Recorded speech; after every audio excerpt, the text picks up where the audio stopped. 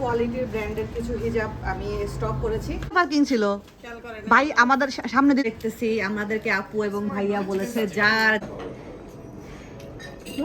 আলহামদুলিল্লাহ যে থ্রুতে হোক আমি কিনে খাই। আসসালামু আলাইকুম, কেমন আছেন সবাই? আমরা তো আলহামদুলিল্লাহ ভালো আছি। এখন ঠিক বাজে হলো সন্ধ্যা 8টার মতো বাজে। তো আমি এটাকে কি বলে, কেপ বলে মনে হয়, কেপ ভিতরে একটা ইনার দিয়ে, বোরকার একটা ইনার দিয়ে এই কেপটা পরেছি। এটা লাইক আবায়ার মতো কাজ করতেছে। আর আমি আমার বিজনেসের রেডি হিজাবটা পরেছি। এই কালারটা এখন পর্যন্ত কেউ নেয়নি। আসলে এগুলো আর স্টকে আসবে না, এগুলো আর স্টক হবে না। এগুলো হলো আয়রনলেস রেডি হিজাব। নিউ কিছু হিজাব এসেছে, একদমই প্রিমিয়াম কোয়ালিটির ব্র্যান্ডের কিছু হিজাব আমি স্টক করেছি। সেগুলো ইনশাআল্লাহ আপনাদের সাথে শেয়ার করব। আর আমরা কোথায় যাচ্ছি এই সন্ধ্যাবেলা সবাই রেডি হয়ে, চলুন আস্তে ধীরে আপনাদের সাথে শেয়ার করা যাক। আমার ক্যামেরাতে আছেন আমার বড় পুত্র মোহাম্মদ নামির হাসান খান তোষান। ঠিক আছে, চলুন যাওয়া যাক। এই যে এখানে হলো মিস্টার তোষান সাহেবের চেহারার অবস্থা দেখেন। সে আবারও কালাভুনা হয়ে গেছে, কারণ তাদের স্পোর্টস ছিল এই রোদের মধ্যে। বাইরে স্পোর্টস থেকে চুল ঠিক করো মা, তোমার সামনের দিকে তাকায় চুল ঠিক করো। আর এদিকে হলো তোষান সাহেবের বাবা, আর এদিকে হলো মিস্টার তাবিব সাহেবের গেট আপ দেখেন। তাবিব সাহেব আর আমি ম্যাচিং হয়ে গেছি। আর এই যে আমার গেট আপ দেখতে পাচ্ছেন, তোষানও দেখাইছে, ঝকমক করতেছে। তাবিব সুন্দর করে দাঁড়াও। তো ঠিক আছে, চলুন যাওয়া যাক। আমরা যাচ্ছি হলো একটা রেস্টুরেন্টে, কাচ্চি ডাইনে যাচ্ছি আমরা। মালয়েশিয়াতে তো কাচ্চি ডাইন হয়েছে বেশ অনেক দিন ধরে। তো যাবো করে আমাদের আর যাওয়া হয়নি। তো আজকে যাচ্ছি, আজকে একটা বিশেষ উপলক্ষে যাচ্ছি। কি উপলক্ষ, কিসের উপলক্ষ ইনশাআল্লাহ জানাবো। এই যে আমরা যাচ্ছি, আমরা সোগর অপোজিট দিয়ে যাচ্ছি। এটা হলো একটা এলআরটি না এমআরটি, আচ্ছা কোনটা এলআরটি কোনটা এমআরটি জানি না, বাস এটা একটা ট্রেন স্টেশন, মেট্রো বলতে পারেন আর কি, মেট্রো ট্রেন স্টেশন একটা। তো এই যে আমরা চলে আসছি, কাচ্চি ডাইনটা এখানে নতুন হয়েছে, মালয়েশিয়াতে নতুন হয়েছে। নতুন না ঠিক, তাও প্রায় 4 মাস মতো হয়ে গেছে মনে হয়। আমি বাংলাদেশে যাওয়ার আগে কাচ্চি ডাইনটা হয়েছে। তো এখানে আজকে যারা আপু এবং রাফি ভাইয়ের অ্যানিভার্সারি উপলক্ষে আমাদেরকে আপু এবং ভাইয়া, না মা আমার না, সুপারম্যান চাচ্ছে তোষান এগুলো ময়লা পা দিয়ে এমন করে না। অ্যানিভার্সারি উপলক্ষে আমাদেরকে এখানে ডিনার করাবে আর কি, রাশেদা ভাবিদেরকে আমাদেরকে ডিনার করাবে। তো আমাদেরকে আর মাম্মিদেরকে। তোষান মানা করছি একবার, দেখেন বাচ্চাদেরকে মানা করলে যখন কথা না শোনে তখন কি করতে ইচ্ছা করে। এই চলে আসছি কাচ্চি ডাইনে। তোষানের বাবা গাড়িটা নিয়ে এসে এখানে রাখুক, কারণ এখানে জায়গা আছে গাড়ি রাখার, তো এখানে রাখলে ভালো হয় আর কি। এই যে কাচ্চি ডাইন, ফাঁকা কেন কাচ্চি ডাইন?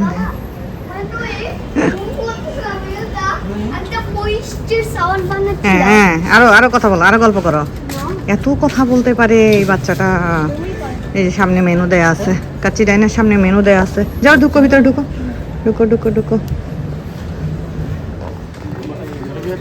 আচ্ছা সেটা আসলে ওরা ব্যবস্থা করে দিবে। তো কাচ্চি ডাইন বাংলাদেশ, মালয়েশিয়া, সিঙ্গাপুর, সৌদি আরব, এমিরাতস এসব দেশে আমাদের ব্রাঞ্চ আছে। হ্যাঁ এটাই ঠিক আছে, ফ্যামিলি আর কি। তাবিব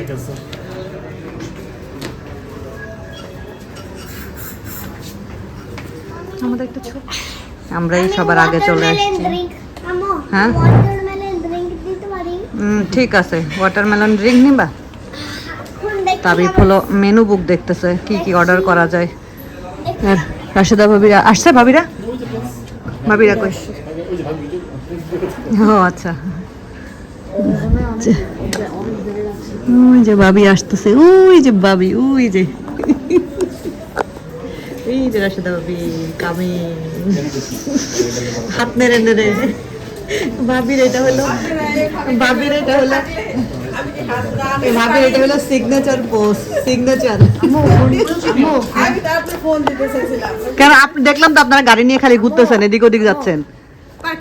সেই পার্কিং তো সামনেই ছিল, 2টা পার্কিং ছিল ভাই। আমাদের সামনে দিয়ে যখন চলে গেলাম তখন কিন্তু সাইডে পার্কিং ছিল, আমরা পিছনে ছিলাম, আপনারা তো চলে গেলেন। আম্মু দেখো সেম ফোন কেস হ্যাঁ আমরা সেম সেম সেম সেম দাঁড়াও কি বলে না কি ছিল এটা কি ছিল? হ্যাঁ, এই যে এখন আমরা মেনু বুক দেখতেছি। আমাদেরকে আপু এবং ভাইয়া বলেছে যার যা খুশি সে সেটা খেতে পারো। তো আমরা এখন মেনু বুকের উপরে হামলাই করেছি। সবাই কাচ্চি খাবে, আমি কাচ্চি খাবো না, কারণ হলো কি খাবা এটা দাও। হ্যাঁ দিচ্ছি আপু। হ্যাঁ খাবার রাশিদ আপু তো কাচ্ছি না। হ্যাঁ হ্যাঁ আমি আর তোষান কাচ্চি খাবো না আপু, বুঝছো? আমি আর তোষান কাচ্চি খাবো, তোষানও খাবে না।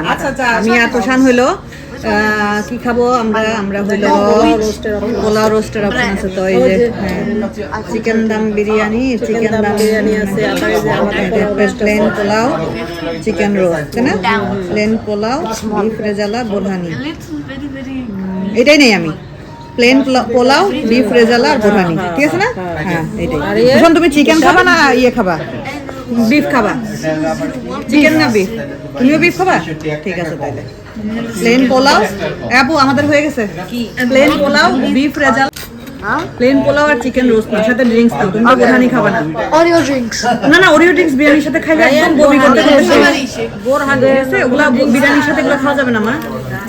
ড্রিঙ্কস ওকে, খাইলে তোমার হজম হবে না। আমাদের খাবার দাবার চলে এসেছে। ওরে তোষান শেষ করতে না, ফিরনি আর লাগবে না, ফিরনি লাগবে আর না ফিরনি। আমি আবার একটা এক্সট্রা, আমি একটা নিছি ফিরনি। হ্যাঁ আমি এক্সট্রা বলতে আমারটার সাথে ফিরনি নাই, আমি ফিরনি নিছি।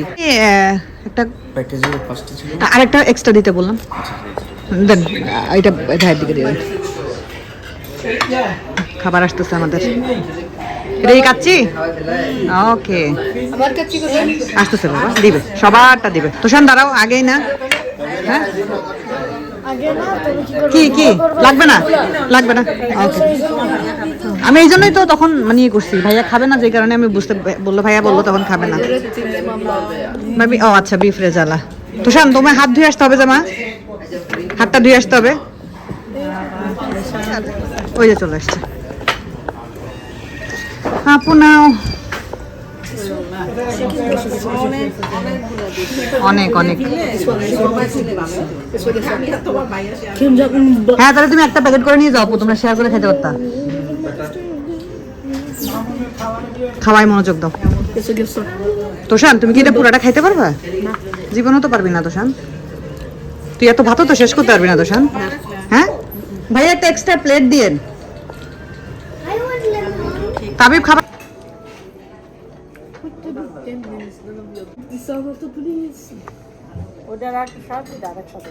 কোনটা যে বেশি মজা এটা বলতেছি। এক ফুটা খাই নাই তুমি।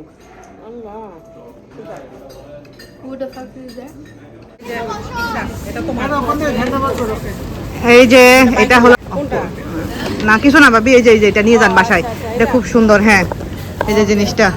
আপু এটা কি দিছো? আপু এটা পিঠা দিল, আর ওইখানে আমি লিচু হ্যান্ড ওভার করলাম। লিচু জাম আপু শুনো শুনো, লিচু যদি রাত্রে না খাও, জাম যদি না খাও, এখন সাথে সাথে গিয়ে ফ্রিজে ছিল তো আপু, সাথে সাথে গিয়ে ফ্রিজে রাখবা।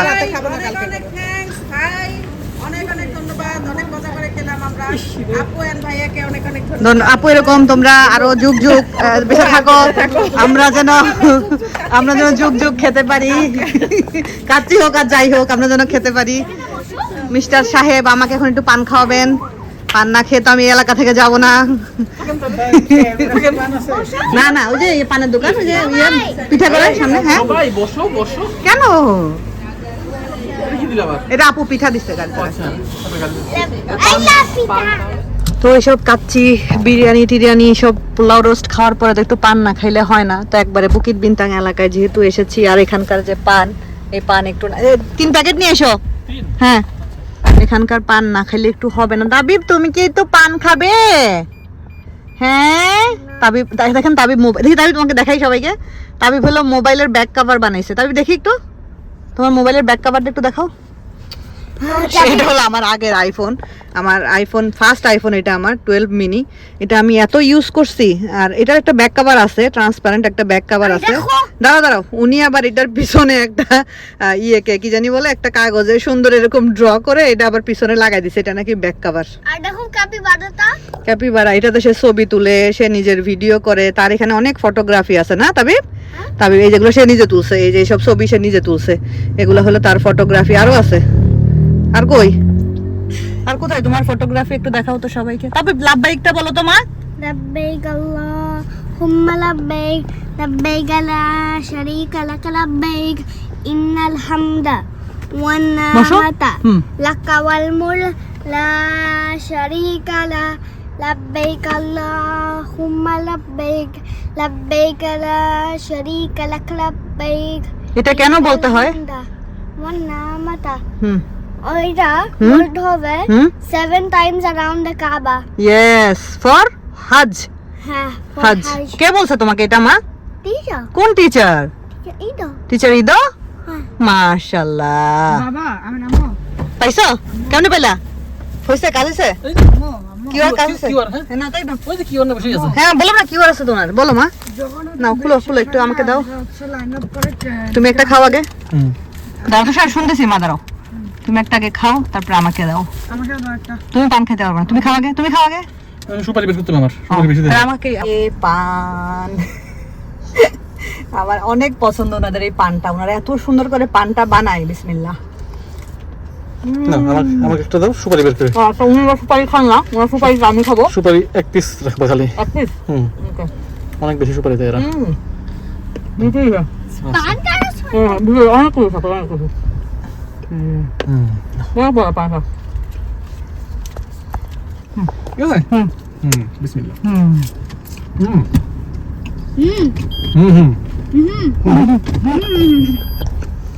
এই তো আমরা দাওয়াত খেয়ে চলে আসলাম। দাওয়াত বলতে আপুদের অ্যানিভার্সারি গেছে এই মাসের 6 তারিখে।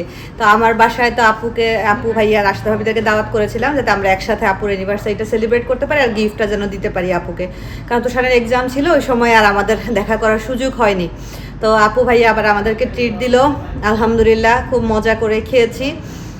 দেখা হলো, কথা হলো, আপুকে লিচু দিলাম, জাম দিলাম, সবাই লিচু খেয়ে খুব খুশি। রাশেদা ভাবিও বলতেছিল যে ভাবি একদম ফ্রেশ লিচু। আসলে কালকে লিচুর ভিডিওটা শেয়ার করার পরে আমি আমার পেজেও শেয়ার করেছিলাম। তো ইউটিউবের কমেন্ট তো আসলে আমার দেখা হয় না, পেজের কমেন্টগুলো দেখতেছিলাম, অনেকেই ওখানে কমেন্ট করেছেন আপনাদের নিজেদেরই লিচু গাছ, আপনার ভাই কেন পাঠাইলো না আপনার জন্য লিচু, আপনার কেন কিনে খেতে হলো, আপনার মা থাকলে ঠিকই পাঠাইতো, এরকম এরকম কমেন্ট। আচ্ছা, আমার আম্মু যত বছর বেঁচে ছিল, আমি তো মালয়েশিয়াতে আজকে 10 বছর, আম্মু তো এই বছর, গত বছর তো আমি দেশে গিয়েছিলাম লিচুর সময়, আর এই বছর আম্মু নাই। তো এই 10 বছরে কখনো দেখেছেন যে আমার জন্য বাংলাদেশ থেকে লিচু পাঠানো হয়েছে? আমার তো মনে হয় না আপনারা কখনো দেখেছেন। এই বছর আমি বাংলাদেশ থেকে লিচু আনতে পারতাম না, কারণ এই লিচুর টাইমটাতে আসলে বাংলাদেশ থেকে তেমন কেউ আসে না। আমি কাউকে দিয়ে আজ পর্যন্ত বাংলাদেশ থেকে লিচু আনাইতে পারি নাই। কিন্তু এইবার একজন আসছেন এবং উনার বাংলাদেশ থেকে নিজের একটা স্টুডেন্ট আসছে, বুঝছেন, স্টুডেন্টদের তো আসলে আনার মতো তেমন কিছু থাকে না, এই কারণে উনাকে বলাতে আমার যিনি পাঠিয়েছেন, আমি বলি আমার জন্য লিচু কিনে পাঠিয়েছেন, মানে সব কিছু প্রসেস, লিচুটা কিনেছি আমি, বাট সব কিছু প্রসেসিং করে সুন্দর করে কিনে বক্স টক্স করে মিতু আমার জন্য পাঠিয়েছে। তো ওরই একজন পরিচিত, একজন উনি স্টুডেন্ট ভিসাতে মালয়েশিয়াতে এসেছে। তো আমি মিতুকে বলে রাখছিলাম যে মিতু, কেউ যদি এরকম আসে লিচুর টাইমটাতে তাহলে তুমি আমাকে একটু জানাইও। তো আমাকে বলছিল আপু এরকম একজন ছেলে যাবে, আমার পরিচিত স্টুডেন্ট ভিসায় যাবে, আমি বললাম যদি সম্ভব হয় তাহলে আমার জন্য 300 লিচু আর একটু জাম কিনে পাঠায়ও। তো একদম ঢাকা থেকে ফ্রেশটা কিনে দিছে, কারণ আমার ভাইও বলতেছিল যে তুই লিচু খাইছিস, ভাইয়া কিন্তু আমাকে 2-3 বার করে জিজ্ঞেস করছে, জানে যে আমার লিচু পছন্দ। তো এরকম আসলে কিছুই না। আর আমাদের বাড়ি যদি দেখা যেত, আমার শ্বশুর বাড়ি যেমন ঢাকার কাছে, যদি ওইখানেও যদি আমাদের বাড়ি হইতো, গাড়ি আছে ভাইয়ার আলহামদুলিল্লাহ, দেখা যেত ভাইয়া এক টান দিয়ে গাড়িতে করে এসে ঢাকায় এসে লিচু দিয়ে যেত। আর ওই ছেলের ফ্লাইট ছিল একদম রাত্রেবেলা, রাত্রে মনে হয় 1:20 এরকম টাইমে ফ্লাইট ছিল। তো মিতু হলো দুপুরবেলা লিচুগুলো কিনেছে, কিনে খুব সুন্দর করে প্যাকিং করে সন্ধ্যার দিকে ওই ছেলের কাছে পৌঁছাই দিছে, এবং উনি একদম হাতে ক্যারি করে নিয়ে আসছে, এজন্য লিচুগুলো একদম ফ্রেশ আছে, উনি এগুলো চেয়ে কিনে দেয় নাই। সবাইকে দিয়ে আসলে সব কিছু আনানো যায় না। তো এই 10 বছরের মালয়েশিয়ার জীবনে এই প্রথম আমি বাংলাদেশ থেকে লিচু আনতে পেরেছি।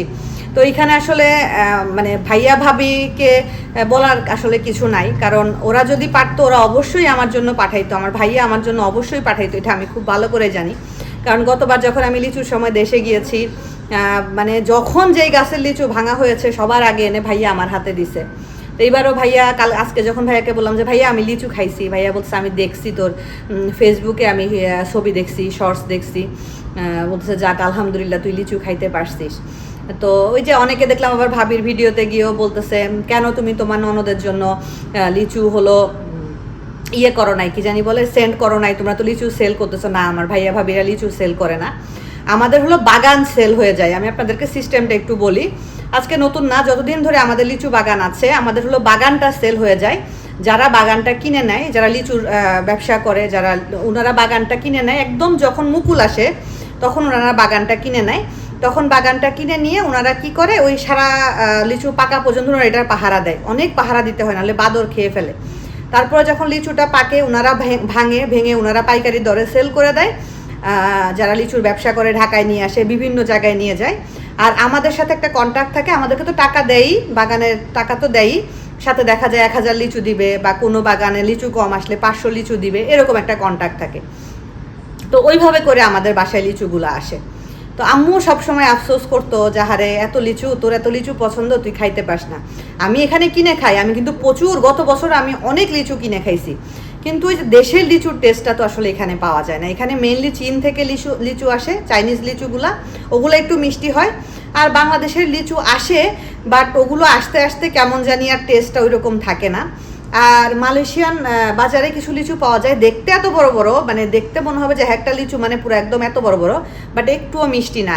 মানে ওই দেখা যায় যে এখানে তো কেজি হিসাবে বিক্রি করে, এখানে 100 হিসাবে বিক্রি করে না, এখানে কেজি হিসাবে বিক্রি করে। কেজি দেখা যায় বাংলাদেশের টাকায় 400 450 টাকা মতো পড়ে, বাট ওগুলো খুব একটা মিষ্টি হয় না। বাট সবুজ টাইপের একটা চাইনিজ লিচু পাওয়া যায়, ওটা খুবই মজা হয় খেতে। তো এটাই হলো কথা, আসলে চাইলেই সম্ভব না। আমাদের বাড়ি থেকে লিচু ঢাকায় আসা, তারপরে ঢাকা থেকে আমার কাছে আসা পর্যন্তই লিচুগুলো আসলে আর খাওয়ার উপযোগী থাকবে না। গত পরশুদিন ফ্রেশ কিনে আমার কাছে দিছে, তাই 4-5টা লিচু দেখলাম একটু কালো কালো হয়ে থ্যাতলাই গেছে। আর জামগুলো আসলে মানে এখনও ভালোভাবে জাম উঠে নাই। তো আমি তো বললো যে আপু এখনও ভালোভাবে জাম উঠে নাই, জাম ভালো উঠলে তোমার জন্য আবার যদি কেউ যায় ইনশাআল্লাহ পাঠাবো। অনেক স্টুডেন্টরা যায় না, ঈদের সময় যায়, ঈদ করে আবার আসে, ব্যাক করে, অনেকের পরিচিত থাকে এরকম আর কি। তো এই হলো কাহিনী। আর এখানে আসলে আমার ভাইয়া ভাবিকে বলার কিছু নাই, কারণ আজকে আম্মু মারা গেছে বলে যে আমার ভাইয়া ভাবি আমার জন্য লিচু পাঠায় নাই এরকম না। আমার আম্মু বেঁচে থাকতেও কখনো আমার জন্য লিচু পাঠাইতে পারে নাই। সো এটা আসলে মানে কি বলবো, এটা যারা বলবেন তারা হয়তো বা জিনিসটা বুঝতে পারবেন না। আর এটাতে আমি কখনোই কষ্ট পাই না, কারণ যেটা অবাস্তব সেটাতে কষ্ট পেয়ে কোনো লাভ নাই। বাস্তব কোনো জিনিস হলে সেটা যদি না হইতো সেটাতে আমি কষ্ট পাইলে ঠিক আছে, কারণ এটা আমি নিজেও জানি যে এটা সম্ভব না, অত দূর থেকে পাঠায়। কারণ আমাদের ওইখান থেকে পাঠাইলে বাসে করে পাঠাইতে হবে, সেই বাস এসে দাঁড়ায় হলো ইয়েতে শ্যামলী, মিরপুর শ্যামলী, ওইখান থেকে গিয়ে আবার নিয়ে আসতে হবে। এত কিছু কে করবে আমার বলেন? তো যাক আলহামদুলিল্লাহ, যেই থ্রুতে হোক, আমি কিনে খাই, যে থ্রুতে হোক আলহামদুলিল্লাহ আমি খাইছি। আমার ভাই খুশি হয়েছে, আমি খুশি হয়েছি, আমি এখানে যারা আমার আছেন তাদেরকে একটু দিতে পারছি, সবাইকে নিয়ে খেতে পারছি, আলহামদুলিল্লাহ এতেই খুশি। আপনারা দোয়া করবেন, আসলে সব কিছু সবসময় চাইলেই সম্ভব হয় না। আজকের মতো বিদায় নিচ্ছি, সবাই ভালো থাকবেন, সুস্থ থাকবেন, সুন্দর একটা টাইম কাটালাম, আল্লাহ হাফেজ।